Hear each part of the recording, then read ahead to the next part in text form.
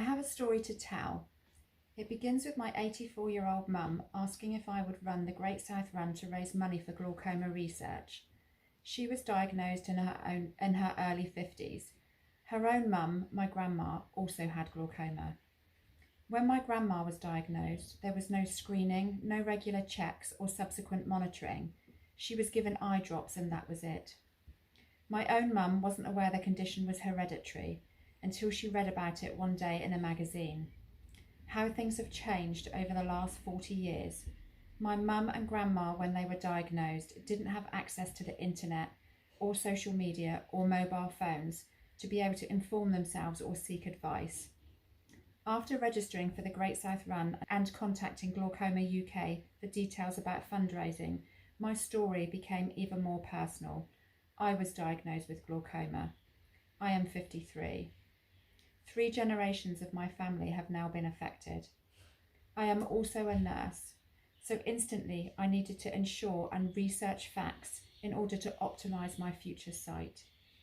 I turned to Glaucoma UK. I felt privileged to be able to access services and information provided by Glaucoma UK. The current coronavirus pandemic highlights how important research and clinical trials pioneer cure and new treatments to fight disease. This is why I am passionate to promote Glaucoma UK. I use the association to keep updated on new developments and access the advice line if required. I feel I could be potentially saving the sight of my future generations. This could be my legacy. As a nurse, I need my sight to be the best it can be. I understand that during the current pandemic, people will be worried about delays to scheduled treatments and review.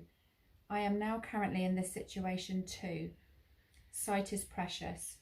However, we are fortunate to have an excellent healthcare service that will support us as best they can. And so this year, I will run the Great South Run to raise money for Glaucoma UK. Some of the money I will raise will go specifically towards research. This is the future of glaucoma.